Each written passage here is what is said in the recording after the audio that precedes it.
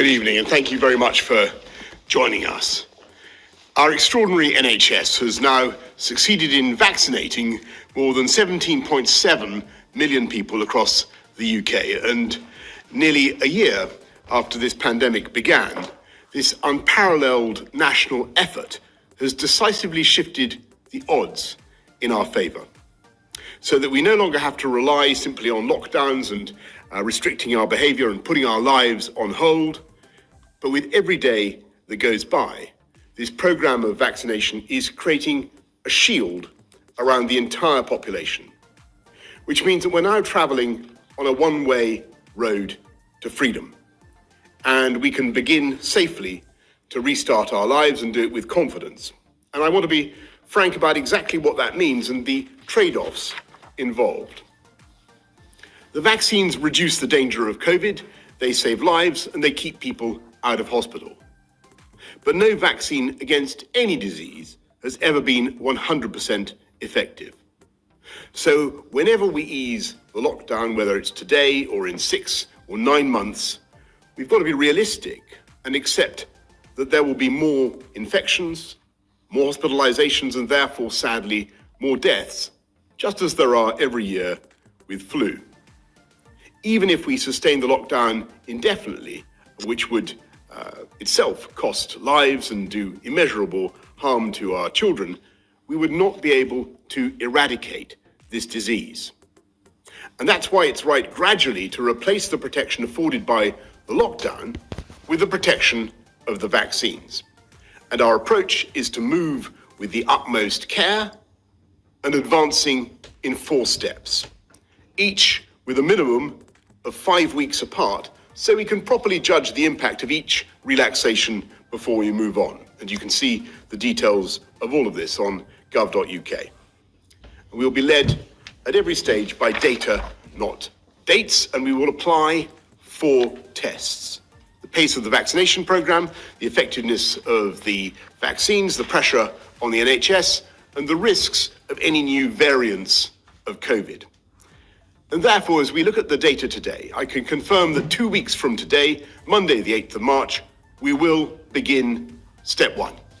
And schools and colleges across England will reopen and teaching in classrooms can start again. All the evidence shows that schools are safe and the risk posed to children by COVID is vanishingly small. But to offer even greater reassurance, we're introducing twice-weekly testing of secondary school and college pupils and asking them to wear face coverings for the rest of this term. Students on practical courses can return to university, but all others will need to continue learning online and will review the situation before the end of the Easter holidays. We will allow breakfast and after-school clubs to restart, and among other changes, on March the 8th, you'll be able to have a coffee on a bench or a picnic in a park with one person outside your household. And because we know how stressful this time has been and how people yearn to see friends and family, if only fleetingly, we will now go further. And on the 29th of March, you can meet more of your friends and family outside, including in gardens, either as 2 households or subject to the rule of 6. And then we'll go on to step 2, which is no earlier than the 12th of April.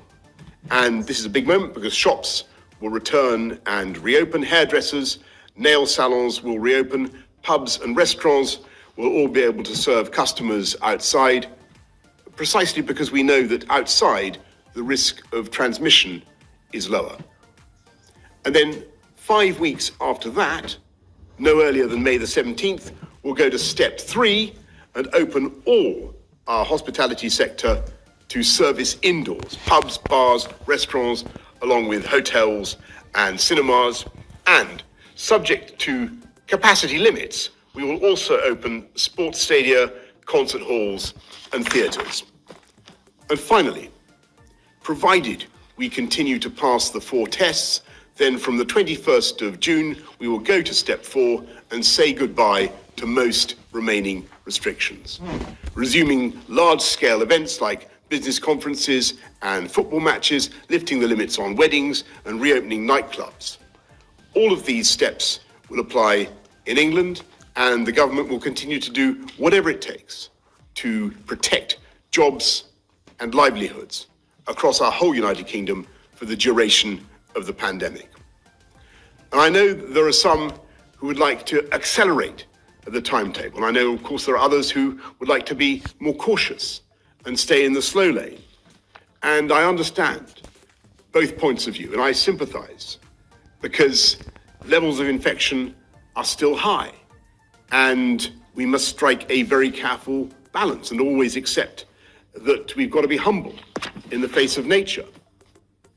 But also, we must accept that we cannot persist indefinitely with restrictions that have separated families and loved ones for too long, threatened the livelihoods of millions, kept pupils out of school. It's thanks to the rollout of these vaccinations, many of them pioneered in this country, that the balance of that judgment is now changing in our favour. And thanks to the vaccinations, that there is light ahead, leading us to a spring and a summer which I think will be seasons of hope, looking and feeling incomparably better for us all, and from which we will not go back. Thank you very much. I'm now going to ask Chris to do the slide.